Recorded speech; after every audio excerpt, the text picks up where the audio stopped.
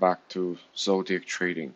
So in today's episode, we will be discussing China's deflationary risk. And I think this risk is rather real. And right now we're seeing China's PMI and also the inflation drop to new low, which is very dangerous right now because I don't think the entire Main Street has been understanding how China deflation risk would impact to global market demand. As right now we're seeing this deflationary pressure, and we're going to see the entire financial market being impacted, and we will likely to encounter the recession, and also we're going to witness a hard landing. So I think earlier this month I was listening to several hedge fund managers' podcasts and their opinions, and I think I would quote Mr. Stanley Druckenmiller's his views on the global economy. So he's more on the hard landing side. And right now we're seeing several risks. First of all, we're seeing China deflationary risk. Second of all, we're seeing these debt ceiling crisis. We are likely to see if the Congress doesn't reach to a consensus before I think that would be the end of July, and I think the market is going to view the debt ceiling crisis occur, and there will be a huge volatility in the U.S. In the global financial market, and we are also seeing the inflation risk. We're seeing we're seeing this global recession worry, because as we can see from the retail number, as we can see from the U.S. retail number, and also the credit card consumption number, which is not very positive. As we can see here, we are seeing more and more middle class household likely to spend less money on their purchase.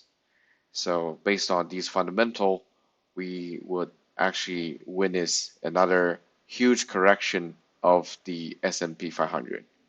Right now, we're still not seeing the S&P 500 corrected yet, but I think as China deflationary pressure continue, the S&P will finally reflect will reflect that number as well. And right now we're seeing oil price drop to WTI dropping to $70, and we're seeing the copper price also in a downward trend, and because of the PMI isn't very good, and as we can see the China housing market, with the shrink of Chinese housing market, we are going to see the huge demand collapse out of Chinese commodity market. So in the commodity sector, if you don't really have the demand, there is very little chance for the commodity price to really go up. So right now, I think macro traders would just focus on the deflation trades, and also potentially you can make some money out of betting the US would hitting that debt ceiling and unlikely to get any solution out of it. And the consequence, of course, will be severe. And I think for both US and China, it will be very difficult time, but eventually we will manage to recover from it. And right now, because this is a typical part of economy cycle that reaching to a deleveraging process, and I think for US, we're in the middle of that deleveraging process. But for China, I think that the deleveraging process is going to take much longer, because right now Russia is got himself and also Vladimir Putin is right now got himself in a political mess. And I think Ukrainian soldiers, brave Ukrainian soldiers and army is going to prevail. And after that, Russia is likely to continue its economy depression, and Putin is going to have serious political crisis. And in exchange for a stronger Russia, I think the military force and I think the political world of Russia would try to sacrifice Putin to exchange for, I would say, a second chance of economy reboost. And once that happens, China will fall alone. It will be pressured by both of the Western Union on this matter, and also China will has less demand and order from the foreign companies and factories. So you're going to see shrinking factory order. You're going to see shrinking foreign direct investments. We're talking about long-term investments, and you're going to see that housing bubble collapsing. And I think the whole housing bubble it's already collapsed by now because a lot of people tried to sell their assets, but they couldn't. But they're trying to create a facade. They're trying to create an illusion that they can sell these assets. But the problem, the core problem is that they cannot sell these assets. They can only sell their assets. They can only sell their properties, like in very, very big discount, with very, very big discount. So that means if you try to sell real estate and properties, you're probably going to give yourself, a big, we're saying 50% off. And that for that discount, you can find a buyer who has enough cash to actually pay for your mark for your house. And that's ridiculous. This is right now happening because I have property in Shenzhen. I have property in Hong Kong, so I actually know about the actual market situation right now in China. So for me, that would be a problem for me to liquidate these assets. It will be painful for other people who try to sell their real estate for now.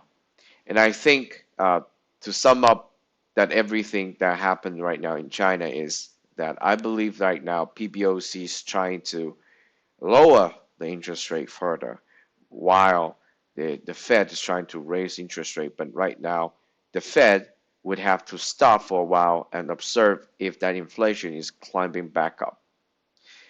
For now, China has very little room to lower interest rate because its Chinese government has less foreign reserve, it has less dollar to be able to do so.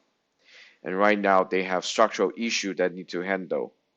And they also trying to attract foreign capital because you have a yield attraction because apparently China has lower yield than in Western countries. They have high yield. So what you're trying to do is you will take advantage of that yield. You try to take advantage of that difference in the interest rate. But I think that trend is going to be very short.